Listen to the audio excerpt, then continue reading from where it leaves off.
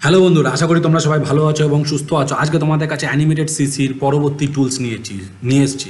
তো দেরি না করে শুরু করা যাক আজকের ভিডিও। তো আগের ভিডিওতে আমি তোমাদেরকে দেখিয়েছিলাম এই তিনটে টুলস। আজকে তোমাদেরকে দেখাবো bone tool, paint bucket tool and ink bottle tool. তো এই তিনটে টুলের কাজ তোমাদেরকে আজকে দেখাবো। তো সর্বপ্রথম দেখো আমি কি করছি। দেখো এখানে একটা শেপ নিচ্ছি, সার্কেল নিলাম। ঠিক আছে, সার্কেলের কালারটা আমি একটু চেঞ্জ করে দিচ্ছি। কালারটা ফেলবো কী করে, দেখো ইঙ্ক বাটল টুল দিয়ে জাস্ট পিক করবো, দেখো কালারটা পুট হয়ে গেল।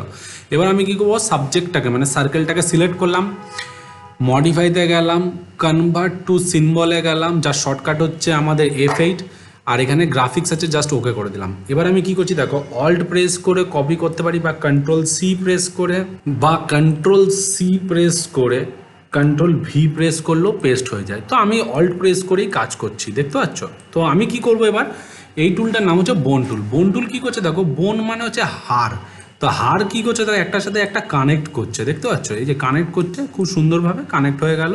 এবং আমি কি করছি দেখো, এবার সিলেকশন টুল ধরে যেই মধ্যে বোন টুলটাকে এরকম ঘোরাবো, দেখো বোন টুলটা খুব ইজিলিভাবে আমাদের রোটেট হচ্ছে, দেখতে পাচ্ছ। বা তুমি যদি চাও এখানে একটু যদি ক্লিক করি, এটাকে লক করে দিয়েও, এই যেটাকে তুমি যদি চাও তো এখান থেকেও তুমি রোটেট করতে পারো। বা তুমি যদি চাও এই যে এখান থেকে তুমি যদি ক্লিক করো, এই জায়গায় দেখো লক হয়ে গেল। তবে এটাকে ধরে তুমি যদি অ্যাক্সিসটাকে চেঞ্জ করতে চাও, এখান থেকে তুমি অ্যাক্সিস চেঞ্জ করতে পারবে। আবার তুমি যদি চাও, এখানে ডাবল ক্লিক করলাম, দেখো এটাকে পিন করে দিলাম, এটা লক হয়ে গেলো। এবার দেখো এখান থেকে আমি কি করছি, ঠিক আছে, এবার এখান থেকে আমি রোটেট করছি, দেখতে পাচ্ছ। আবার যদি এখানে চাও, ডাবল ক্লিক করে এটাকে পিন করে লক করে দিতে পারো, বা এটাকে ক্লিক করলে তুমি লকটা খুলে গেল, ঠিক আছে, দেখতে পাচ্ছ। যদি আবার এটাকে ক্লিক করি, এই যে পিন করলাম, এটাকে দেখো লকটা খুলে গেল।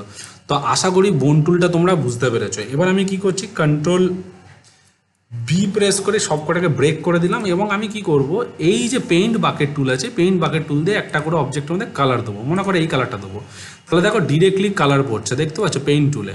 আবার তুমি যদি চাও এখান থেকে কালার চেঞ্জ করতে, এখান থেকে কালার চেঞ্জ করে তুমি এর মধ্যে কালার চেঞ্জ করতে পারো। তাহলে পেইন্ট বাকেট টুল বুঝতে পারলে যে কোনো অবজেক্টের মধ্যে ডিরেক্টলি কালার ফেলতে সাহায্য করছে। এবার দেখো ইঙ্ক বটল টুল। ইঙ্ক বটল টুল কী করতে, দেখো আমি একটু জুম করছি। দেখো এটা হচ্ছে ফিল কালার, এটা হচ্ছে স্ট্রোক কালার। স্ট্রোক কালারে মনে করো আমি এখানে কালারটা চেঞ্জ করছি, গ্রিন কালার দিচ্ছি। যেই মুহূর্তে ইঙ্ক বটল টুল দিয়ে ক্লিক করলাম, দেখো কালারটা চেঞ্জ হয়ে গেলো। এবং তুমি যদি চাও এই যে এটাকে সিলেক্ট করে স্ট্রোকটাকে মোটাও করে দিতে পারো, এখান থেকে দেখো মোটা হয়ে গেল খুব সুন্দরভাবে। আবার তুমি যদি চাও এখান থেকেও আমি কালারটা চেঞ্জ করতে পারি। তো বন্ধুরা, আশা করি তোমরা বুঝতে পেরেছো যে এই তিনটে টুলের কাজ, bone tool, paint bucket tool and ink bottle tool. তো যদি তোমাদের আজকের ভিডিও ভালো লেগে থাকে, তাহলে অবশ্যই তোমরা তোমাদের চ্যানেলটিকে লাইক করো, কমেন্ট করো অ্যান্ড প্লিজ সাবস্ক্রাইব করতে ভুলো না। নেক্সট ভিডিওতে পরবর্তী এই চারটে টুল দেখাবো, এই চারটে টুল দেখাবো। তো আজকের ভিডিও এখানেই শেষ করছি, বাই।